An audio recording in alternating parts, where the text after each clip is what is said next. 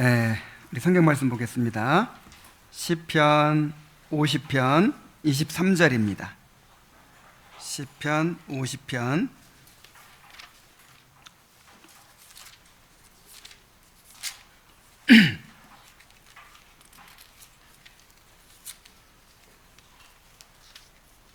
50편 23절 말씀입니다. 다 함께 읽겠습니다. 시작. 감사로 제사를 드리는 자가 나를 영화롭게 하나니 그의 행위를 옳게 하는 자에게 내가 하나님의 구원을 보이리라. 아멘. 자, 오늘 웨스트민스터 예배모범 18번째 시간은 공적 감사일에 대하여 라는 주제를 함께 살펴보도록 하겠습니다. 자, 공적 감사일이라는 제목을 보면서 무엇을 생각하게 됩니까? 공적 감사일. 하나님의 은혜를 기억하고 감사하는 일이 정말 중요한가 보구나, 이런 생각이 안 드세요? 얼마나 중요하면 공적 감사일을 이렇게 지정해서까지 감사할 필요가 있을까? 또한 개인적으로만이 아니라 교회가 함께 하나님의 은혜를 기억하고 감사하는 일이 얼마나 중요한 것인가 하는 것을 생각하게 됩니다. 그래서 이 공적 감사일을 살펴보기 전에 그 감사 자체의 중요성, 감사하는 일의 중요성을 먼저 살펴보도록 하겠습니다. 생각해 보도록 하겠습니다. 자, 하나님의 은혜를 기억하고 감사하는 일이 얼마나 중요한지, 우리가 요즘에 그 신명기를 같이 읽고 있죠. 그래서 제가 간단한 묵상을 이렇게 올렸는데, 그 중에 이제 1장 묵상과 또 4장 묵상을 다시 한번 살펴보도록 하려고 해요. 자, 먼저 신명기 1장 29절로 33절을 한번 찾아보시겠습니다. 여기 다 나와 있죠. 지금 성경 구절이 있죠. 한번 같이 읽어보겠습니다. 시작. 내가 너희에게 말하기를 그들을 무서워하지 말라, 두려워하지 말라.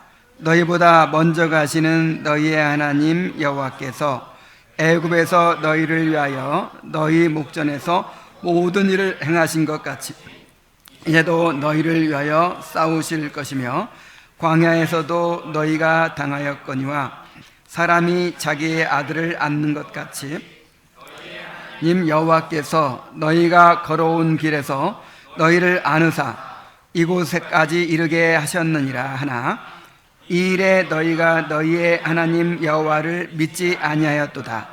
그는 너희보다 먼저 그 길을 가시며 장막칠 곳을 찾으시고 밤에는 불로 낮에는 구름으로 너희가 갈 길을 지시하신 자이니라.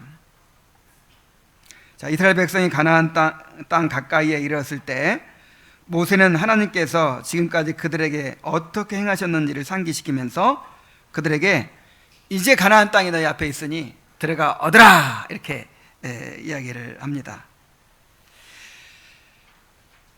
지난 40년 동안 하나님께서 어떻게 행하셨는가를 이렇게 상기시키고 있죠. 하나님은 애굽에서 놀라운 일을 행하심으로 그들을 건져내셨었고, 광야에서는 하늘에서 만나를 내려주시고 반석에서 생수가 솟아나게 하시고 밤에는 불로 낮에는 구름으로 그들을 인도해 주셨습니다. 마치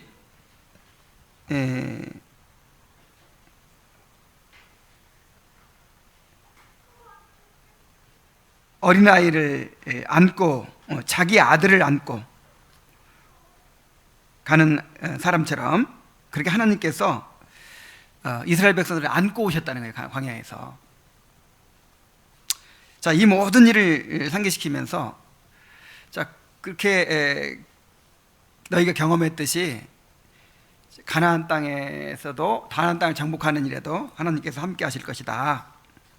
그러니까 가서 얻으라. 이렇게 이제 얘기를 하는데, 그러나 그들은 그동안 하나님께서 그들을 어떻게 인도해 오셨는지를 생각하지 못하고 안악 자손과 철병거와 견고한 성벽만을 바라보면서 하나님을 원망하면서 들어가기를 거절해 버렸어요. 결정적인 순간에, 정말 결정적인 순간에 불순종했습니다. 하나님을 믿지 않았습니다. 그래서 가나안 땅에 들어가지 못하고 광야를 헤매다가 결국 다 죽고 말았어요. 자, 그들의 문제가 뭐죠? 그들의 문제는 지난 40년 동안 하나님께서 그들을 훈련시키신 거거든요. 그들을 가르치신 거거든요. 사람이 떡으로만 사는 것이 아니요 하나님의 입으로 나오는 모든 말씀으로 사는 줄을 가르치신 거거든요. 이게 무슨 말이냐면은 우리의 조건에 달려있는 게 아니고 이게 하나님의 능력에 달려있다는 거예요.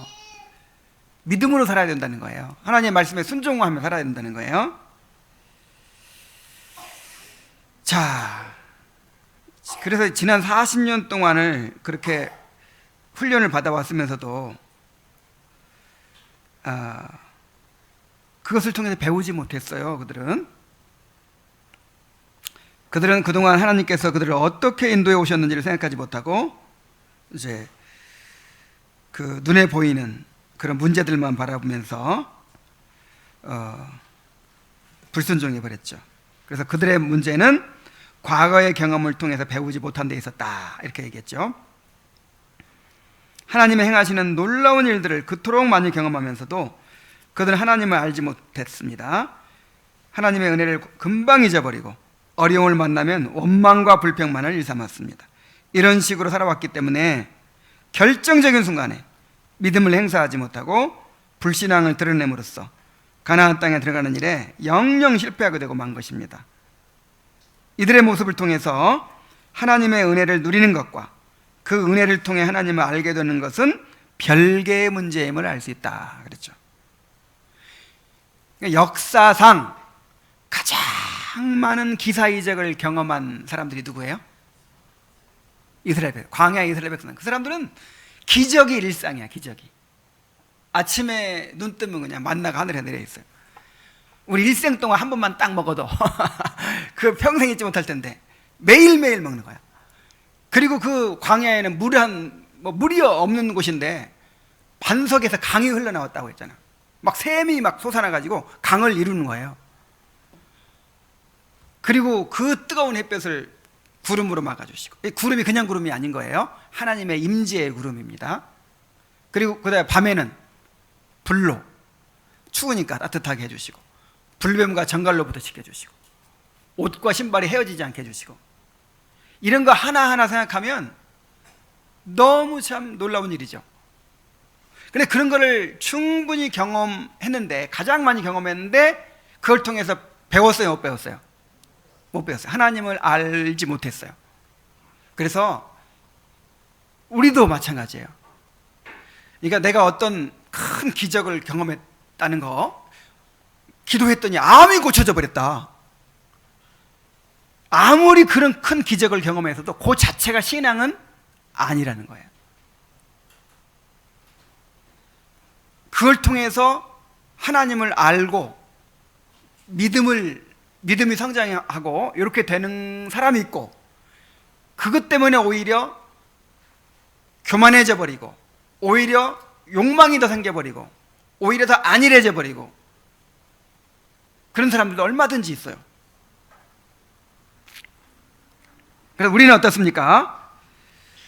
우리도 이스라엘 백성처럼 이 광야 같은 세상을 하나님의 은혜로 살아가고 있습니다. 하나님은 우리에게도 만나와 생수를 공급하시고 불과 구름으로 인도하고 계십니다. 그 이스라엘 백성은 우리의 모형과 그림자예요. 지금 그들이 경험한 그것을 우리가 경험하고 있다고 그렇게 우리는 믿어야 되는 것입니다. 우리의 지나온 인생을 한번 돌이켜 보세요. 하나님의 은혜로 살아왔죠?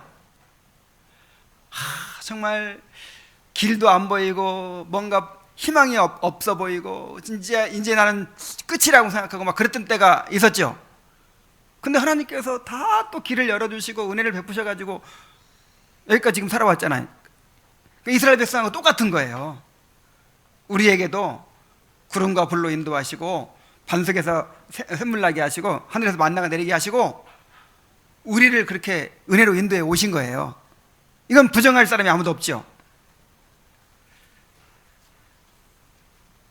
자, 그렇다면 하나님 베푸신 은혜에 충분히 감사하며 그 은혜를 통해 하나님을 알아가고 있습니까? 자, 그것이 언제 드러나요? 시험의 때에 드러나요. 시험의 때에. 그 이스라엘 백성에게 결정적인 시험은 어떤 시험이었어요?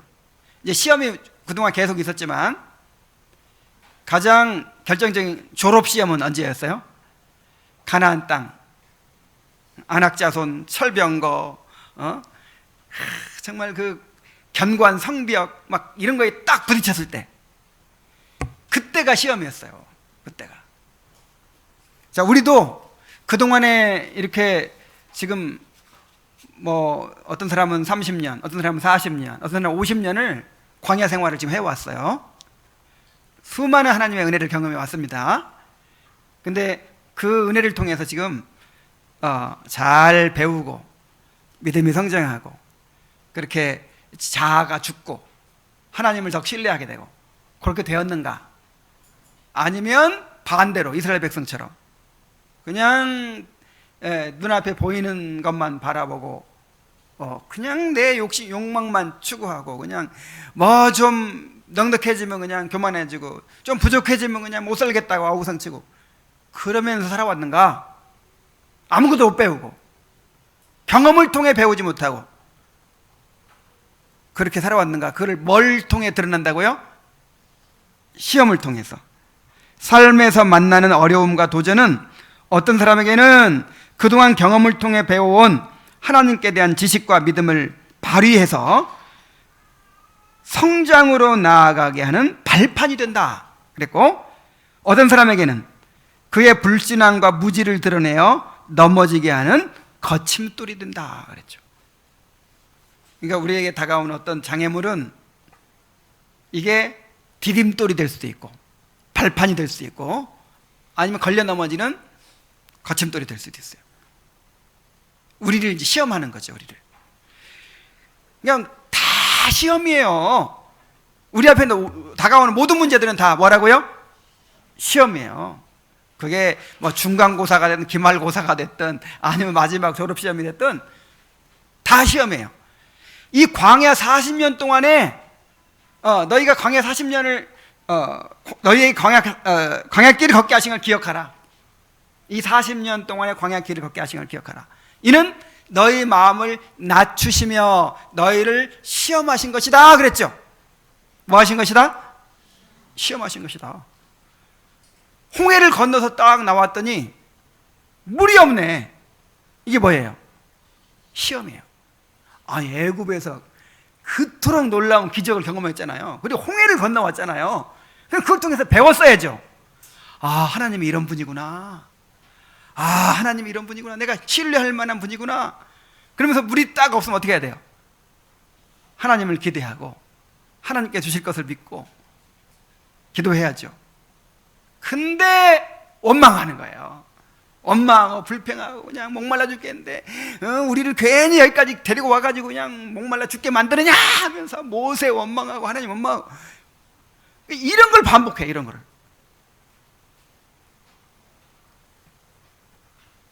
만약에 그 사람들이 제대로 배웠으면 그런 문제 하나하나가 다 뭐예요? 기회가 되는 거예요. 하나님을 경험하는 기회, 성장의 기회. 그리고 결정적으로 가나안 땅에 딱 다가올 때는 이제 드디어 그들의 소원이 이루어지는 기회가 되는 거죠.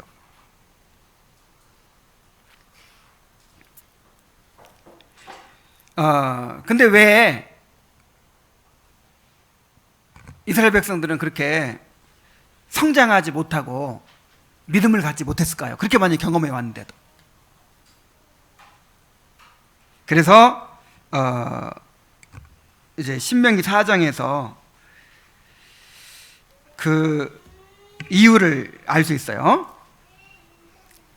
내가 눈으로 본 그 일을 잊어버리지 말라, 그렇게 말하죠. 9절 말씀 우리 함께 읽어보겠습니다. 시작. 오직 너는 스스로 삼가며 내 마음을 힘써 지키라. 그리하여 내가 눈으로 본 그 일을 잊어버리지 말라. 내가 생존하는 날 동안에 그 일들이 내 마음에서 떠나지 않도록 조심하라.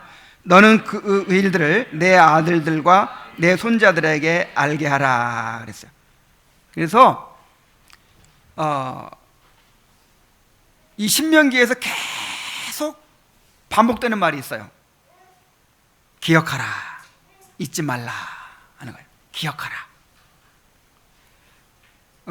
스스로 삼가며 내 마음을 힘써 지키라. 뭘 지키라는 거예요? 그러니까 우리는 은혜는 물에 새기고 원수는 돌에 새기는 그런 악한 본성이 있는 거예요. 뭐 누가 나한테 잘못해주고 이런 건 막 죽어도 안 잊죠. 돌에 새겨놔, 돌에. 근데 누가 은혜를 베푼 건 어떻게 해요? 물에 새겨 쓱 흘러가버리면 없어져요. 이런 악한 본성이 있다는 거예요, 우리에게. 그래서 일부러 어떻게 해야 돼요? 스스로 삼가며 힘써 지키지 않으면 이건 흘러가 버려요. 이스라엘 백성이 보여주잖아요. 이스라엘 백성이 보여줘요. 아니, 애굽에서 먹던 파와 부추를 못 먹는다, 마늘을 못 먹는다, 고기를 못 먹, 요거는 다 기억하고, 애굽 땅에서 그 누리던 거 못 누린 거 이런 거 억울해하고 막 기억하고 그러면서 애굽 땅에서 열지양을 내려서 그들을 건져내시고, 홍해를 갈라서 건져내시고, 막 만나를 먹이시고, 막 이런 거 싹 잊어버려. 이런 거는 뭐 당연한 거야.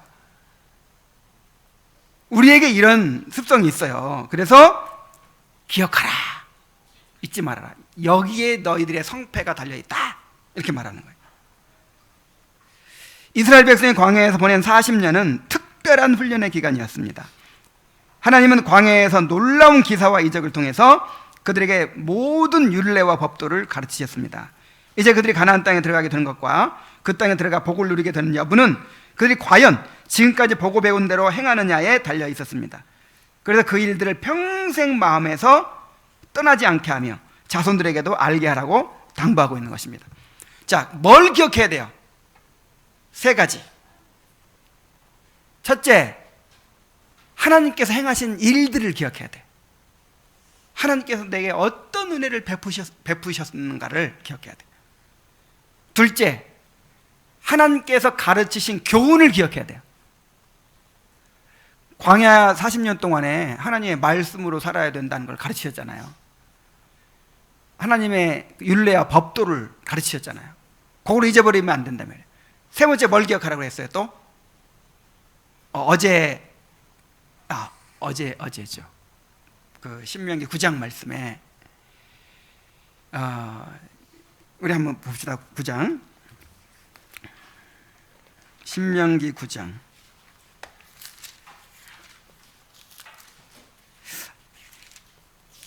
이 아침에도 우리가 그걸 봤는데 너무 중요하기 때문에 또 한번 보겠습니다.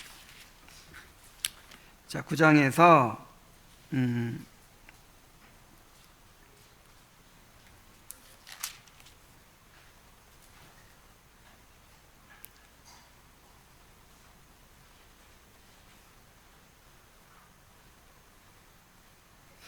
5절 말씀 한번 볼까요?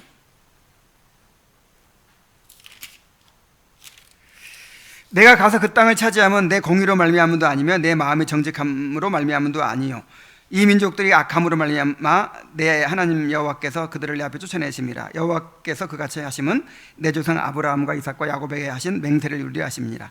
그러면 내가 할 것은 하나님 여호와께서 내게 이 아름다운 땅을 기업으로 주신 것은 내 공의로 말미암음이 아니니라. 너는 목이 곧은 백성이니라. 너는 광야에서 내 하나님 여호와를 경노하게 하던 일을 잊지 말고 기억하라. 내가 애굽 땅에 나오던 날부터 이곳에 이르기까지 늘 여호와를 거역하였으며. 자, 뭘 기억해야 돼요? 자기들이 행한 그 악한 일들, 하나님을 얼마나 거역하며 살아왔는지를 기억하라는 거예요. 지난날 범했던 죄악을 기억하라는 거예요. 죄를.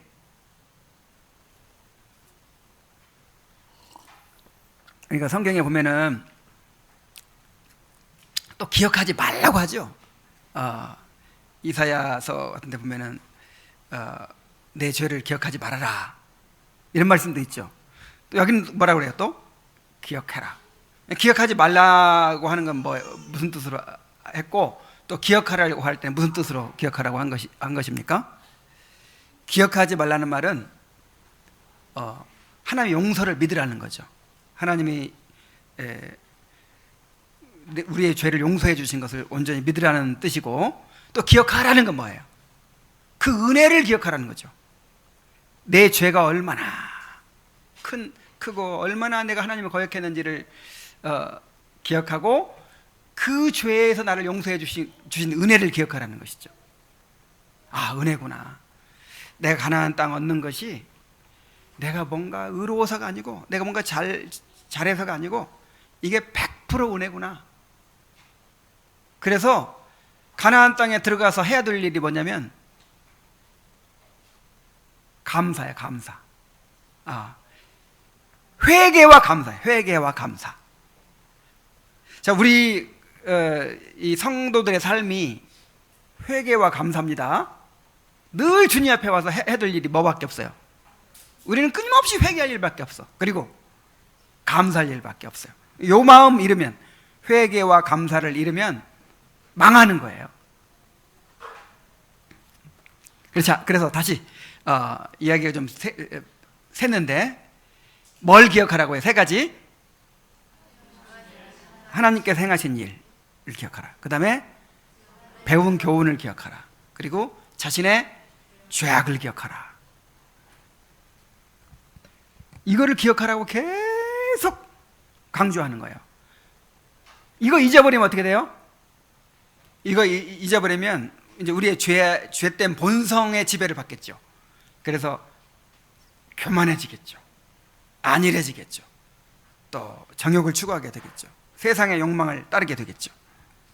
그래서 망한단 말이에요.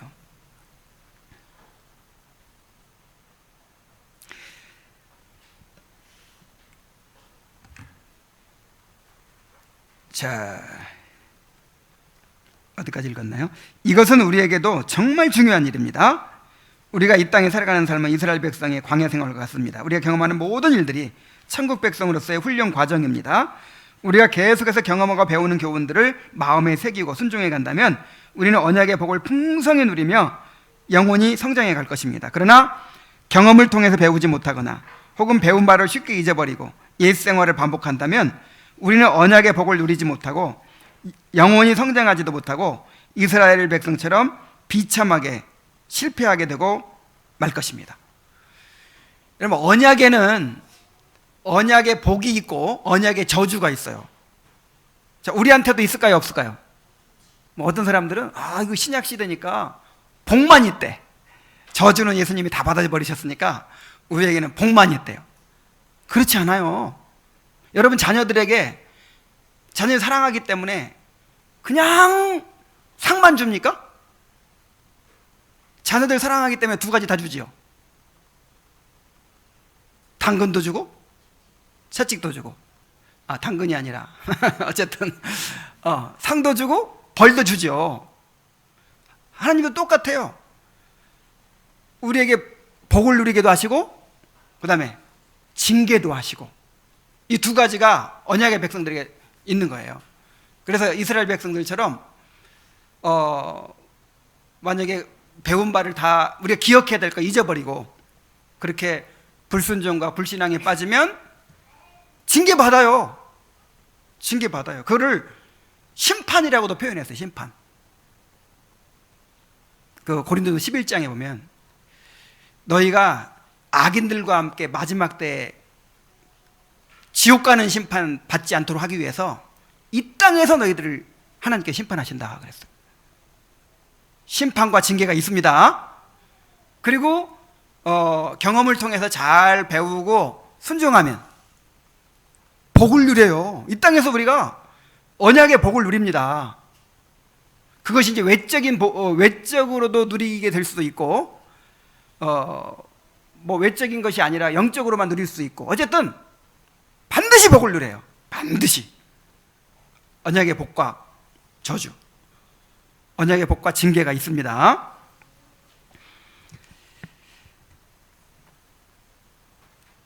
그래서 모세가 특별히 세 가지를 잊지 말고 기억하라고 강조했다고 했죠. 하나님께서 행하신 일들, 그다음 배운 바 교훈들, 우리의 죄악을.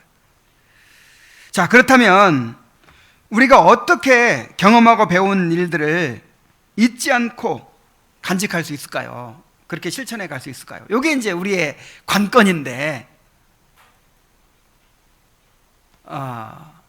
원수는 돌에 새기고 은혜는 물에 새기는, 정말 이 악한 본성을 가진 인간이 어떻게 그것을 마음에 새기고 잊어버리지 않을 수 있을까요?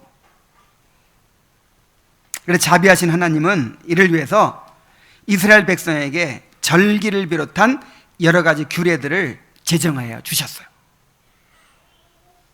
예를 들어서 유월절을 제정하여 주셨죠. 유월절이 뭐예요? 유월절이 이스라엘 백성이 이제 마지막 열 재앙을 내리셨을 때 그 열 번째 재앙에서 건짐받고, 그 다음에 애굽에서 급히 탈출하게 된 그것을 기념하기 위해서 지키라고 한 것이죠. 그래서 유월절 되면요, 그 당시 상황을 이제 연출을 해야 돼요. 그래서 배에 허리를 묶고, 그 다음에 쓴나물을 먹고, 그 다음에 무교병을 먹어요. 그때는 소위 이제 6.25 음식 뭐 그런 거 비슷해요.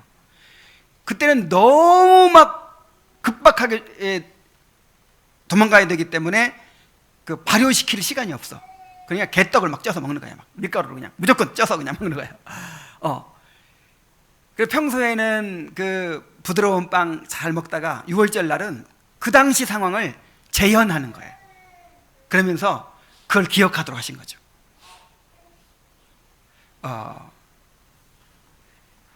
또 예를 들어 초막절이라는 건 어떻게 지키는지 아세요? 초막절. 전 국민이 다 예루살렘에 모여가지고 초막을 짓고 일주일 동안 지내는 거예요. 초막을 짓고 광야 생활을 재현하는 거예요. 아, 맞아, 우리가 광야에서 이렇게 살았었어. 이렇게 하나님의 은혜로 살았어. 참 우리가 참 그때 기적적으로 기적으로 우리가 살았지. 이런 거를 재현해요. 그러면서도 기억해요. 모든 것들이 다 이렇게 기억하도록 되어 있어요. 그냥 기억만 하는 게 아니고, 정확히 말하면 기억하면서 기대하도록. 어떻게? 지난 과거에 베푸신 은혜를 기억하면서 앞으로 이루어 주실 일들을 기대해요. 6월절이 바로 그런 것이죠. 애굽에서 우리를 건져내신 그 은혜를 기억하면서 그걸 발판으로 해서 장차 메시아가 오셔서 우리의 영원한 구원을 이루어 주실 것을 바라보는 것이죠.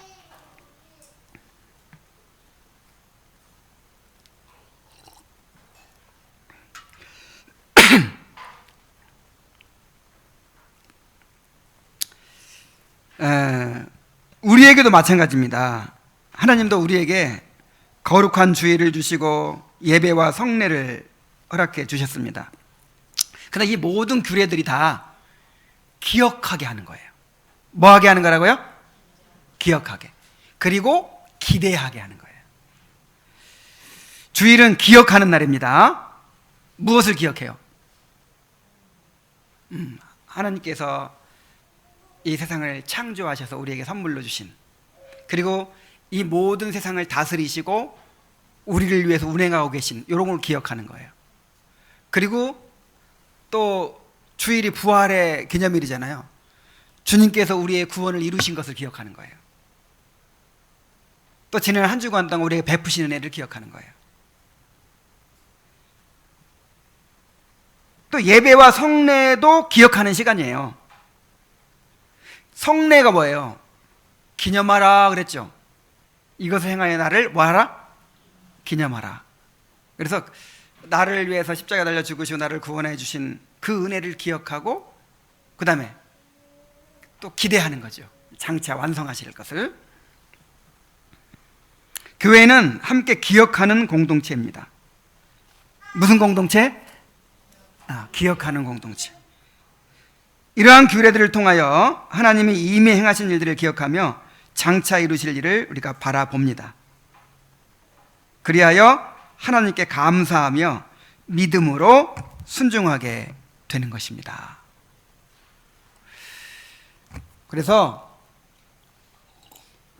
우리가 개인적으로 어떤 받은 은혜를 그러니까 세 가지를 기억하라 그랬죠. 하나님께 받은 은혜, 하나님께서 우리 삶에 행하셨던 일들, 그 일들을 정말 잊어버리면 안 돼요. 막 그 당시에는 막 죽을 것 같았잖아요. 이것만 이루어 주시면 그냥 주님을 위해서 모든 걸 바칠 것 같아 막 그랬잖아요. 그런 일이 한두 번이었어요?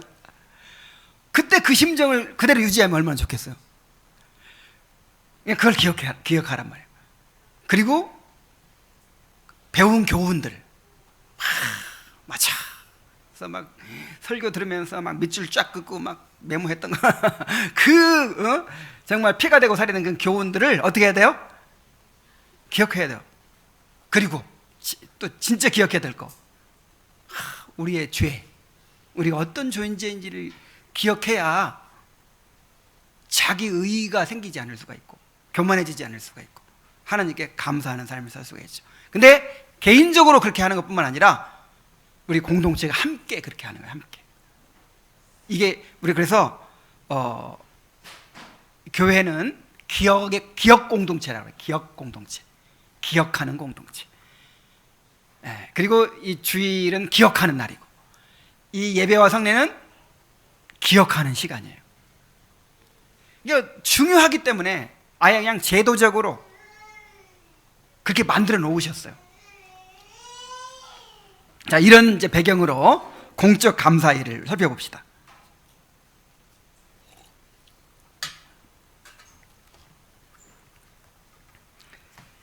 자, 웨스트민스터 예배모범에 나오는 공적 감사일을 살펴봅니다. 공적 감사일의 준비. 어느 날을 감사일로 지키려면 먼저 어떤 편리한 때를 타서 그것에 대하여 공포를 하여 사람들이 잘 예비할 수 있게 한다.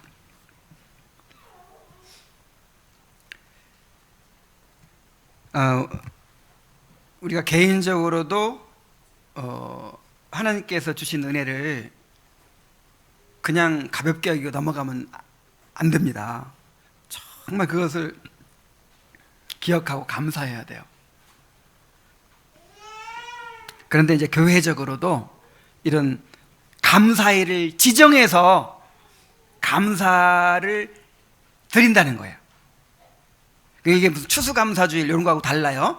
추수감사주일은 일종의 절기처럼 그렇게 딱 정해놓고 우리는 별로 상관도 없는데 뭐 농사도 안 짓는데 이렇게 그렇게 정해놓고 이렇게 지키는 거라면 이거는 특별한 날을 어떤 특별한 의미를 부여해가지고 교회에서 정하는 거죠. 예를 들어서 우리를 뭐 어떤 큰 재앙에서 건져주셨다, 아니면 어떤 뭐 우리나라의 큰 소원을 이루어 주셨다, 뭐 어떤 큰 은혜를 경험했을 때 이 은혜가 너무 놀랍습니다. 우리가 이것을 기억하고 감사하기 위해서 몇 월 며칠을 우리 감사일로 정하겠습니다 해가지고 그날 감사일로 지키는 거죠. 저는 우리가 12월 25일 날 우리 송년 모임을 하잖아요. 송년 모임 때 뭐 하죠? 물론 이제 그때 그 한 해를 마무리하는 어떤 뭐 강의 같은 것도 듣지만, 말씀도 듣지만, 간증문도 작성하고, 그래서 한 해 동안에 배운 교훈과 또 받은 은혜들을 정리하고 나누는 시간을 갖죠. 그래서 일종의 이것도 감사일이라고 할 수 있어요. 그래서 제가 오늘 정하겠습니다. 올해 12월 25일 날 공적 감사일입니다.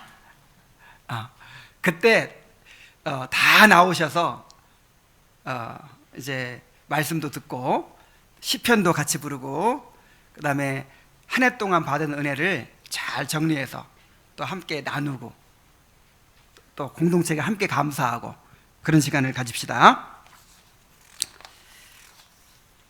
자, 공적 감사일의 순서. 그날이 오면 회중은 개별적으로 준비를 한 뒤 모이고 목사는 권고의 말씀으로 시작하여 사람들이 모여서 하고자 하는 의무에 사람들의 마음을 불러일으키고 하나님께 도우심과 축복을 다른 공적 예배와 같은 식으로 저희의 모임에 내려주시기를 기도해야 할 것이다. 그 다음에 그는 간결하게 구원받은 이야기와 받은 긍휼 혹은 그 회중이 모이게 된 동기에 대하여 이야기를 추려서 해주고 모든 사람이 그것을 잘 이해하게 혹은 생각나게 혹은 더욱 감화를 받게 할 것이다. 무슨 일을 하더니 목사 할 일이 제일 많아요. 이게 가르칠 때마다 굉장히 집에 돌아갈 때 책임감을 느끼고 돌아갑니다. 뭐 병자신방이니 뭐 아이고 내가 이렇게 해야 되는구나 하고 너무 무거워요.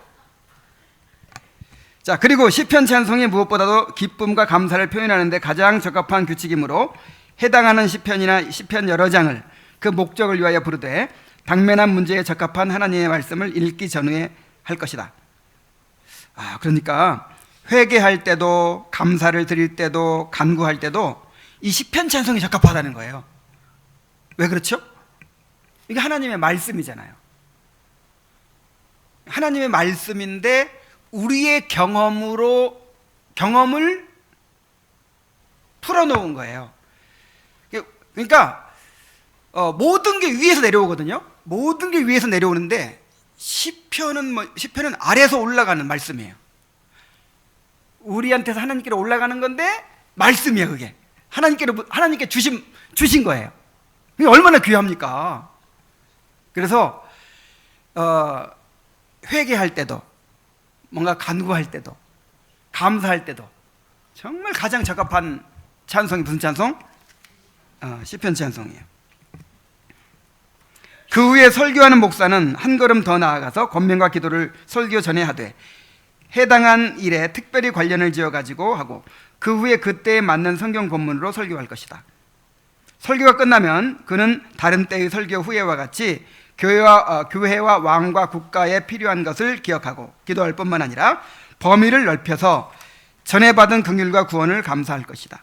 그러나 더욱 저희가 모여서 드리고 있는 감사 제목에 대하여 특별히 하고 하나님의 긍휼을 필요한 대로 계속 새롭게 해주시고 그것을 바로 쓸 수 있도록 거룩하게 하는 은혜를 주옵소서 할 것이다. 여기는 설명이 크게 필요 없을 것 같아요. 계속 읽겠습니다.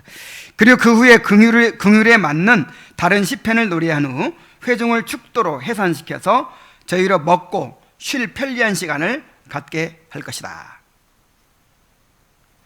그러나 목사는 해산시키기 전에 저희에게 권고를 엄숙하게 하되 모든 과도한 짓과 술안을 피하고 먹고 마시다가 폭식과 술 취함 등의 죄를 짓지 말고 저희의 즐거움과 기뻐함이 육신적인 것이 되지 않고 영적인 것이 되도록 조심하여 하나님의 찬송이 영광스럽게 하고 저희는 겸손하고 맑은 정신으로 있어서 저희의 모든 먹고 기뻐하는 것이 저희를 더욱 명랑하고 기쁘게 하여 저희가 남은 날 다시 교회에 돌아올 때까지 저희 회중 가운데서 하나님을 더욱 찬송하게 하리라고 권면해야 할 것이다.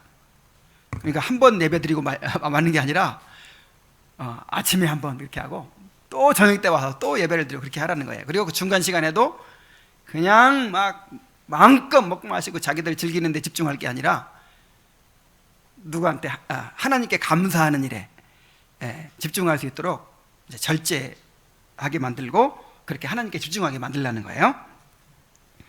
자, 다시 모일 때 이제 오전 예배를 드리고 나서 이제 오후에 또 모였습니다.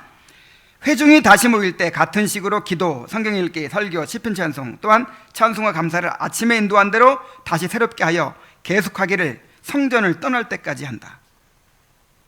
그날 한 번이나 혹은 두 예배 중에 가난한 자를 위한 연보를 거두어 저희의 자식들로 우리를 축복하고 우리와 함께 더욱 즐거워하게 할 것이다. 공동체 안에서 가난하고 어려운 사람들과 함께 즐거워하도록 하라는 것이죠.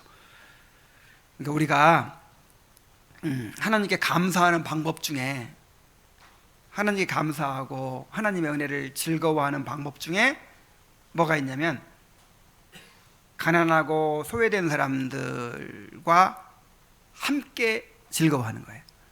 그들을 배려하고 그들도 함께 즐기도록 하는 것이죠.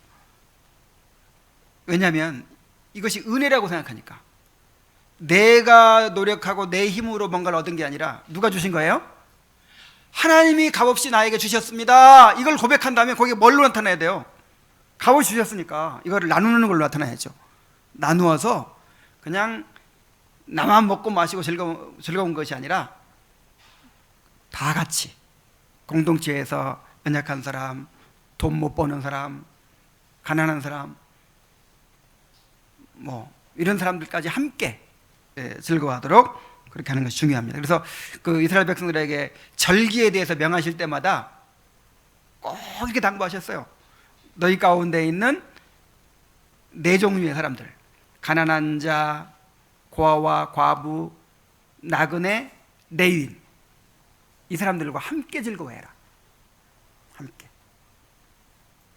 그러니까 이 공동체가 함께 즐거워하는 것을 하나님께서 기뻐하시는 거예요.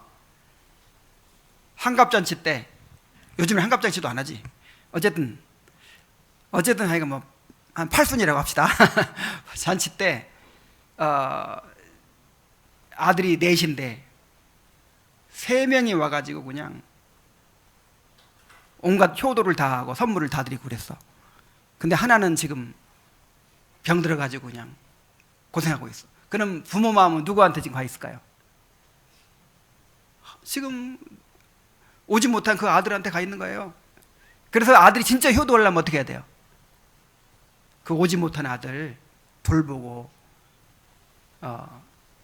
그렇게 해야죠. 그것을 흐뭇해 하는 거죠. 그것을. 그 자식 죽든 말든 이거 받으세요. 이건 불효예요, 불효. 그래서 우리도 하나님께 정말 감사하는 마음이 있으면 그렇게 표현이 돼야 되는 거예요. 이렇게.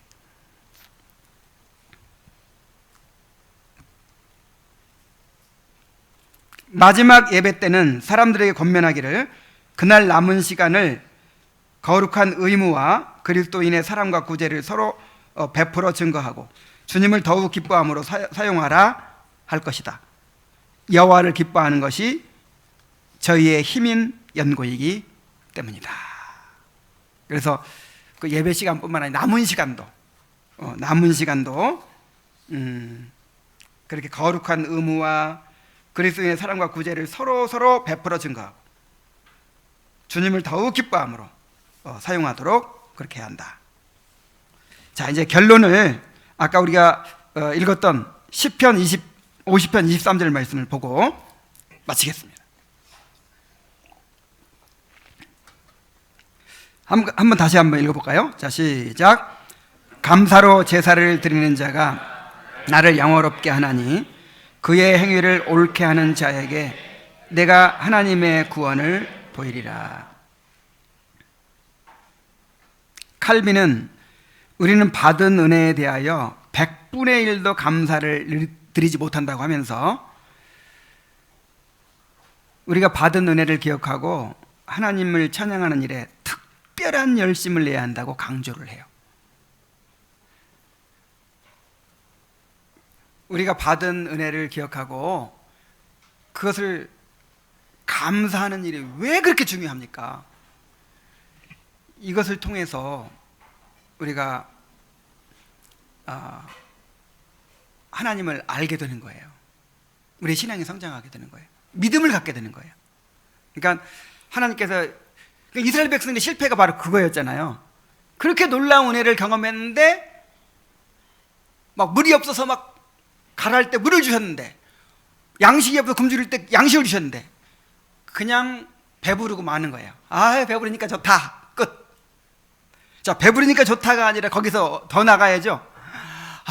감사하다. 우리는 굶어 죽어야 마땅한 인간들인데 하나님께서 이렇게 놀랍게 은혜를 베풀어 주셨구나.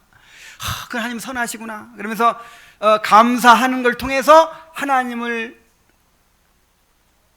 하나님과 교제가 이루어지고 하나님을 알게 되고 그렇게 하면서 믿음이 생기는 거예요. 자, 기억하면서 기대하게 되는 거예요. 기억해야 기대가 생기는 거예요. 근데 싹 잊어버리니까 믿음이 생길 리가 있어요, 없어요? 그래서 다음에 또 문제가 생기면 그냥 그 자리에 또 불평하고 원망하고 하는 거예요. 그래서 어떤 일을 우리가 경험했을 때 확실하게 감사를 해야 돼요. 하나님을 찬양하는 일에 특별한 열심을 내야 한다는 거예요. 우리 구원받은 자의 삶이 감사의 삶이라고 그랬죠. 모든 게 다 감사해야 되는 거예요. 모든 게. 일단 자, 우리 예배가 무슨 예배예요? 감사 예배, 감사 드리는 시간이에요, 이 시간이. 그래서 우리가 따로 무슨 추수감사주일, 무슨 감사 없는 이유가 이 주일이야말로 무슨 날이니까?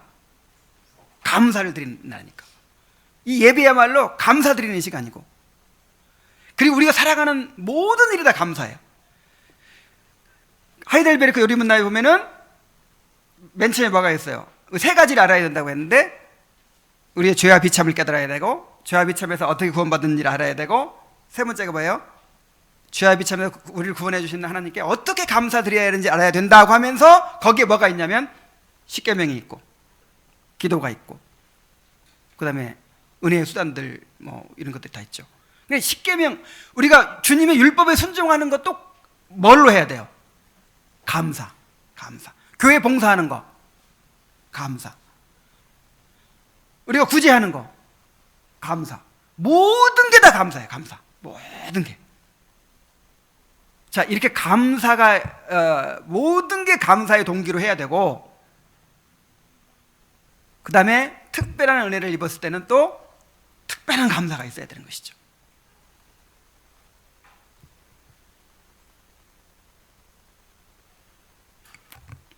은혜를 받을 때마다 진심으로 하나님께 감사하고 찬양하는 일을 잊지 말아야 합니다. 구약에 보면 감사제라는 게 있어요. 무슨 제? 구약의 제사 중에서 의무적으로 드리라는 제사가 있고, 막 예를 들어 죄를 지었을 때라든지 무슨 절기 때라든지 막 의무적으로 드려야 하는 제사가 있고, 자원해서 드리는 제사가 있어요. 자원해서 드리는. 그게 이제 뭐 서원제라든지 무슨 화목제라든지 뭐 감사제. 그러니까 너무 감사한 거예요, 하나님이. 그럼 드리라고 안 했어도 의무가 아니지만 그냥 하나님께 너무 감사해서 제물을 드리고 가지고 감사를 드리는 거예요. 자, 이런 감사가 우리에게도 있어야겠죠.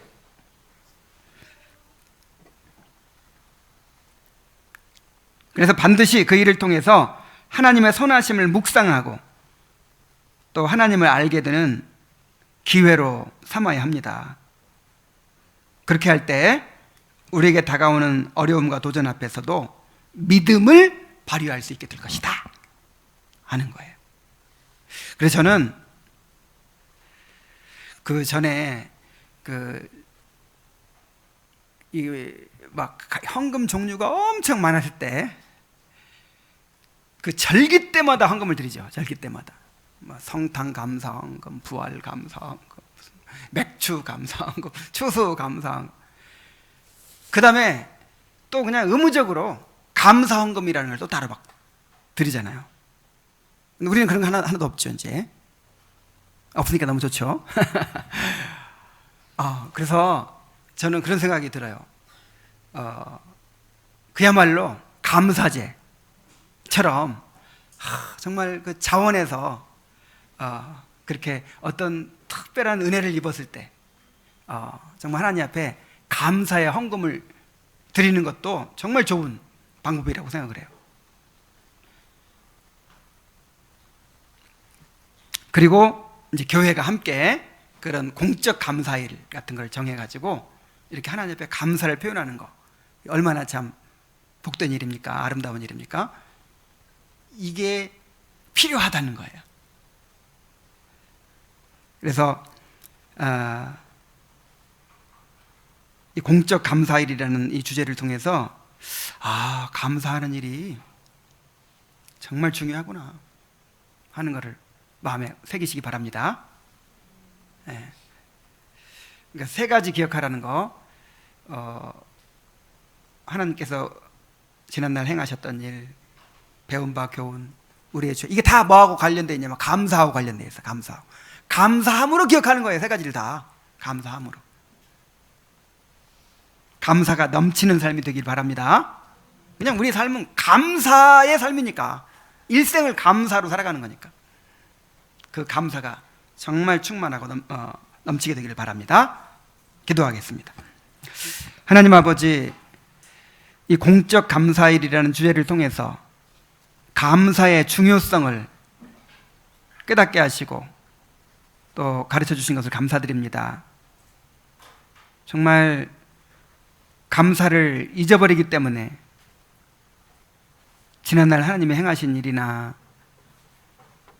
배운 바 교훈이나 우리가 얼마나 패역한 죄인이었는지를 기억하지 못하고 참으로 교만해지고 은혜를 잊어버리고 그렇게 하나님으로부터 멀어집니다. 아무것도 배우지 못하고 남는 게 없는, 참으로 그런 삶을 살게 됩니다. 아버지, 우리가 이스라엘 백성들과 같은 그런 실패를 반복하지 않게 하여 주옵소서. 우리 삶에 감사가 풍성하게 해 주시옵소서. 개인적으로 하나님 앞에 감사하는 일이 많아지게 하시고 또 공동체적으로 하나님께 감사를 드리는 이 교회가 되게 하여 주시옵소서. 예수님의 이름으로 기도하옵나이다. 아멘.